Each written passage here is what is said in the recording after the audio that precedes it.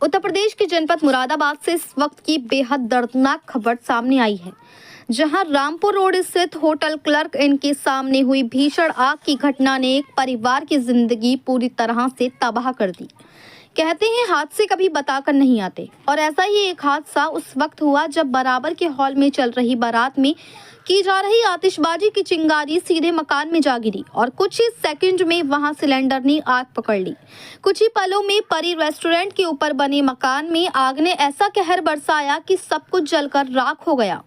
Restaurant मालिक की मां माया देवी को इस भीषण अग्निकांड में अपनी जान गंवानी पड़ी, जबकि पूरे परिवार के 10 सदस्य गंभीर रूप से झुलस गए।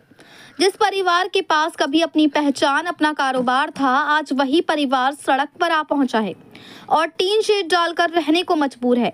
न रहने को घर है, न पहनने को कपड़े, न खाने को अन्न। टीन शेड डालकर जमीन पर रह रही हैं उनके छोटे छोटे बच्चों की किताबें, स्कूल की ड्रेस, सब कुछ जलकर खाक हो गया। छोटे छोटे बच्चे जिनके हाथ में कभी किताबें हुआ करती थी, आज उन हाथों में सिर्फ राख बची है। एक माँ चली गई, एक परिवार उजड़ गया, और जो कभी लोगों को खाना खिलाता था, आज वे खुद एक रोटी के लिए मोहताज हो गया। आप वीडियो में देख ही सकते हो कि किस तरह से पीड़ित के घर का सामान बुरी तरह से जलकर राख हो गया है। ये तस्वीर सिर्फ एक परिवार की नहीं, बल्कि उस सिस्टम की भी है जहां आग की घटना के बाद सब पहुंच जाते हैं, लेकिन मदद के नाम पर बस फोटो खिंचवाते हैं। लेकिन इन्हीं हालातों में जब चारों तरफ अंधेरा छाया था, तभी मुरादाबाद के माननीय नगर विधायक रितेश गुप्ता एक मसीहा बनकर पहुंचे। उन्होंने न सिर्फ पीड़ित परिवार का दर्द सुना, बल्कि रेस्टोरेंट को फिर से बनवाने का वादा भी किया।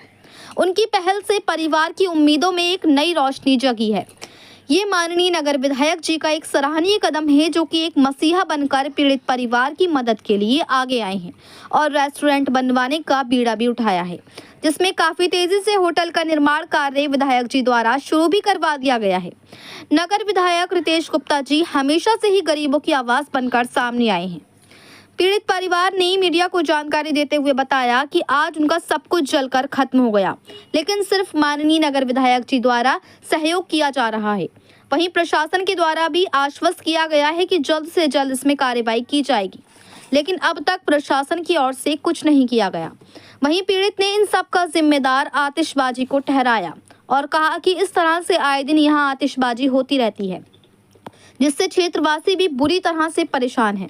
पीड़ित ने मुख्यमंत्री से न्याय की गुहार लगाई है कि वे पहले जैसा अपना कारोबार करना चाहता है और इसका स्टाफ भी बेरोजगार हो चुका है। ऐसे में पीड़ित ने न्याय की गुहार लगाई है। हालांकि सवाल अभी भी वही है, क्या बाकी नेता सिर्फ राजनीति की रोटियां सेकने आए थे? क्या मदद सिर्फ दिखावे तक ही सीमित रहेगी, या सच में कोई इस पीड़ित परिवार को उसकी पुरानी जिंदगी लौटाने आगे आएगा? मुरादाबाद से परवेज अंसारी की रिपोर्ट। क्या नाम है सर आपका? मेरा नाम प्रदीप श्रीवास्तव है। किस तरह से ये आग लगी थी आपको? ये 26 तारीख की रात लगभग 10:30-11 बजे के बीच में होटल क्लार्क में एक बारात आई हुई थी, जिसमें बेइंतहा पटाखे जल रहे थे, रॉकेट चल रहे थे। उसके कई पटाखे रॉकेट मेरे आके रेस्टोरेंट में गिरे, जिससे ये आग लगी। और इसके बाद आग इतनी भयानक थी कि उस समय मैं अपने परिवार को सबको लेके छत की तरफ भागा। मेरी माँ जो है बीच में फंस गई, जिनका जो है धुएं से दम घुटने से बात दुनिया में नहीं है। और आज के समय मेरा सब कुछ जल के सब कुछ ख़त्म हो चुका है। पूरी मेरी बिल्डिंग ध्वस्त हो चुकी है। आज पहनने के लिए तक कपड़े तक नहीं है हमारे पास। मुझे कुछ भी नहीं बचा है घर के अंदर, एक सामान कुछ भी नहीं है। कितनी मौत हुई है? मेरी माता जी इसमें खत्म। मेरा एक सवाल ये है, इसमें सारे राजनीतिक दल आ रहा है, समाजवादी का भी आ रहा है, बीजेपी के भी आ रहा है। इन नेताओं के जरिए से आपकी तरफ से क्या सहयोग मिला नेताओं से? कुछ मिला? माननीय नगर विधायक श्री रितेश गुप्ता जी द्वारा मुझे बहुत सहयोग किया जा रहा है। माननीय जो भी अभी तक काम चल रहा है माननीय विधायक जी द्वारा कराया जा रहा है। विधायक जी ने मुझे आश्वासन दिया है कि वो मेरा हर समय साथ देंगे और जैसा मेरा होटल था पहले वैसा वो करवा के देंगे। और इस क्रम में प्रशासन भी बहुत मेरा सहयोग कर रहा है। माननीय SSP सतपाल अंकिल जी का बहुत सहयोग रहा है। उन्होंने बहुत जल्द सारी कार्रवाई उन्होंने की है। मुझे प्रशासन पर पूरा विश्वास है और माननीय नगर विधायक जी का मैं आजीवन ऋणी रहूँगा। अभी तक सिर्फ और सिर्फ मुझे जो है माननीय नगर विधायक श्री रितेश गुप्ता जी के द्वारा ही सिर्फ सहयोग किया जा रहा है। तो क्या मानते हैं प्रशासन की तरफ से क्या किसी तरह का अभी आपका तक प्रशासन की तरफ से तो मुझे किसी प्रकार का कोई सहयोग नहीं किया गया है। प्रशासन द्वारा मुझे आश्वस्त किया गया है कि हम जल्दी ही कुछ ना कुछ मुख्यमंत्री राहत कोष से कुछ मदद चलाएंगे, लेकिन अभी तक ऐसा कुछ हुआ नहीं है।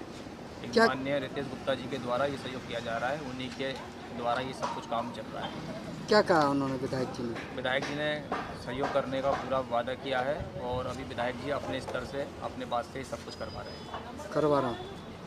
तो क्या कहना चाहेंगे इस पर मुख्यमंत्री से? मैं माननीय मुख्यमंत्री से मिलकर अपनी बात रखना चाहता हूँ और क्योंकि मेरे साथ हुआ है, माता जी तो मेरी नहीं आ सकती, लेकिन मैं चाहता हूँ कि दोबारा से अपने पैरों पर खड़ा हो पाऊँ। जो भी मेरा स्टाफ है सब आज के समय सारा बेरोजगार हो चुका है, हम सब रोड पर आ चुके हैं।